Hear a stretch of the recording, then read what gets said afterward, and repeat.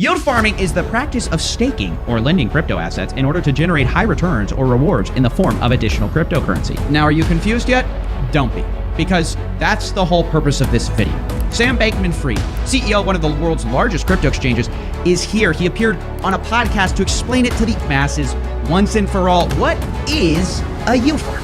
But it turns out in the process, he accidentally describes a Ponzi scheme. This FTX crash that just happened, everyone, the whole community's talking. Billions of dollars lost of investors' money, and the whole thing's a Ponzi scheme. People are calling him SBF, Sam Bankman-Fried. They're calling him he's the new Ponzi. Who's the guy, Larry Ponzi? Sounds like it's like the guy's name is Larry Ponzi, the guy who did it. And then they called it a Ponzi scheme. Is that the thing? Anyway, he did a new one with Bitcoin. This guy, Sam Bankman-Fried. Steven, so righteous. 7 months ago, he knows. So what excuse does anyone have? It's ridiculous. Look at him, dude. He's got that look, right? I mean, I guess hindsight's 2020. Now that you know he did it, he's so good at sinning that he could talk all the people in. He could talk all the people in. All famous celebrities. Larry David was doing it. The king of comedy. But I don't know. This has been a tough week for me because I see I see the beef between him and Spencer now. Not beef, but like just the disagreement. And I don't know. I always used to have conversations with him like this, where Steven his righteousness is so advanced level. It's so advanced level that others don't understand it even. And then he's like, no, they know, and they're sinners. And he's mad. And this guy 7 months ago, he said, I smell sinner. This guy's sinning and it stinks to high heaven. 7 months ago. That's what he's saying. But then this is the tough thing though. But then everyone I know, this is the problem though. It's almost like the whole society, the whole culture, they have more of the mentality of like, hey man, if you get the bag, you get the bag. That seems to be the mentality of the culture. And I think that's the issue, is that Steven has a higher level of morality, but the culture, unfortunately, is stuck in the past with a morality of like, if I got the bag, then I got the bag. And if I get the money, then I get the money. And hey. Accidentally describes a Ponzi scheme, which is just sort of like really funny. Because his one job in situations like this, talking to non-crypto people, is to reassure them, this isn't a Ponzi scheme, guys. And instead, just right out of the gate, off rip, he's like, yeah, we just kind of keep putting money into this thing and it just price goes up. Now, as a disclaimer, not all yield farming is a Ponzi scheme. People have been lending money forever, and that's technically yield farming. That's not a Ponzi scheme. Now, on the other hand, the point of this video is that what this billionaire crypto CEO is about to describe, that is definitely a Ponzi scheme. So let's just check it out. A surprising amount of legitimacy for what farming could mean. You know, where do you start? You start with a company that builds a box. And in practice, this box, they probably dress it up to look like a life-changing, world-altering protocol that's going to replace all the big banks in 38 days. See, here's the point that I'm making about this guy, and I'd say even like the Spencer and Tom Nash and everyone is that, and this is always, Steven would get so mad at me. He'd get so pissed that I'm saying this even. He's like, no, you're letting him off the hook. I'm not letting anyone off the hook. Still, the sinner must be punished. I think Socrates is right when he says there is no evil, only ignorance. And when you look at this, his eyes, he's 20 years old. Like he's almost so young and stupid morally.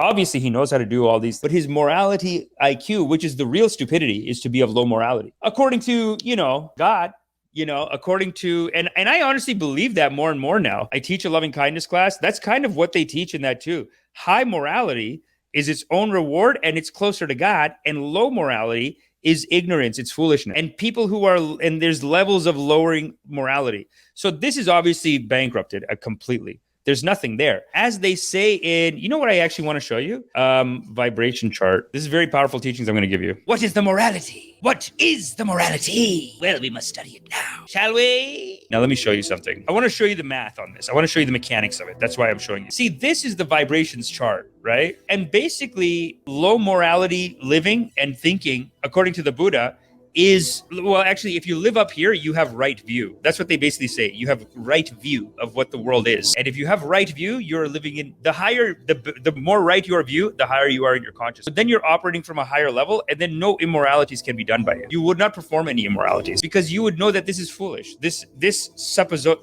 presupposes a separation between myself and other children of God. So then any immoralities cannot be taken on. In the world, a pyramid scheme is wrong. But what is opposite of a pyramid scheme? It is this funnel. This funnel is a funnel of righteousness. And it's the exact opposite. While the pyramid scheme person, they want to go to the top of the pyramid scheme.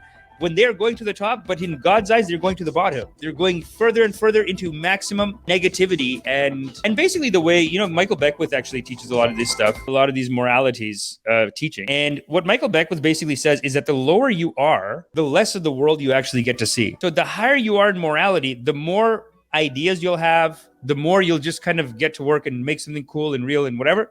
And then the lower your morality, the more you feel separate. So you feel like you got to plot and scheme. And I feel like that's what it is a little bit. Now, I'm not saying that all of those people are down here. Sam Bankman-Fried, he's a sinner, very low, and very much, I think he is like, he knows how to get other sickos on board with him. You know what I'm saying? Like, he knows how to get other people on board with his little scam.